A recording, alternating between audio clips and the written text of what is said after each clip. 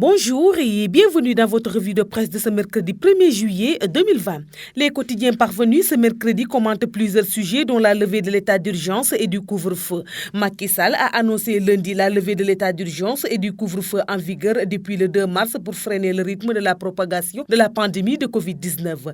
Il a également décidé de rouvrir les frontières aériennes à partir du 15 juillet tout en maintenant fermer les frontières terrestres et maritimes jusqu'à nouvel ordre. Malgré l'état d'urgence et le couvre-feu décrété depuis 3 mois. Le Covid-19 a fait 108 morts et a infecté plus de 6600 personnes selon le ministère de la Santé. Face au relâchement généralisé des Sénégalais devant la pandémie, le général Macky Sall dépose les armes, écrit le Témoin quotidien. Lorsque le président de la République s'adressait à la nation lundi soir pour la 4e fois depuis la présence de la pandémie du Covid-19 au Sénégal, le pays comptait 6698 cas, rappelle le même journal, ajoutant qu'il y avait à cette date 4341 patients guéris, 108 décès causés par le Covid-19 et 2248 autres sous traitement.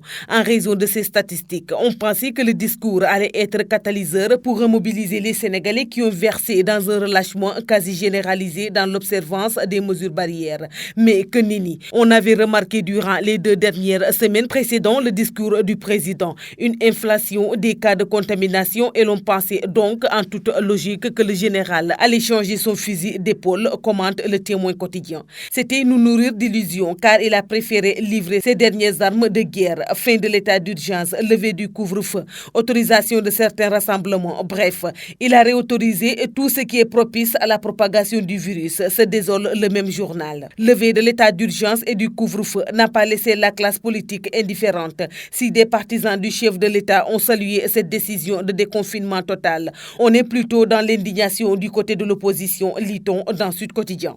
Macky Sall a pris une décision qui déchire les Sénégalais. Si certains se montrent très satisfaits de la décision, d'autres font preuve d'une inquiétude grandissante, surtout en cette période où les centres d'accueil des malades à coronavirus sont débordés, souligne-t-il. Source A de sa part évoque un risque de saturation des hôpitaux en raison de la hausse du nombre de malades contaminés par le Covid-19. Les hôpitaux sont de plus en plus submergés de personnes infectées, ajoute-t-il. Tribune, quant à lui, est préoccupé par la taille du gouvernement qu'il trouve démesurée. Et même le journal estime que la pandémie de Covid-19 est une raison bien valable pour la réduire. Il est clair et évident que la pandémie a fini de démontrer la pertinence d'un plan de résilience économique et sociale. Fort heureusement, cela a été mis en branle par le président Macky Sall. Les impacts économiques étant considérables, d'où l'urgence de prendre des mesures fortes. Justement, le coronavirus a montré qu'il est possible de réduire la taille du gouvernement, écrit Tribune. L'AS fait remarquer que le litige foncier qui oppose les populations de Ndingler à l'homme d'affaires Babacar Ngom a suscité de vives réactions. Le ministre de l'Urbanisme et du Cadre de vie s'est rendu hier dans la localité pour rencontrer les différentes parties et tenter une médiation. Abdou Karim Fofana, qui a eu connaissance du dossier, a pris note avant d'inviter les uns et les autres à trouver une solution pacifique, rapporte le même journal. Monsieur Fofana estime qu'il y a des possibilités de collaboration entre l'homme d'affaires et les populations de ce village du département de Mbour-Ouest qui dénoncent un accaparement de leurs terres.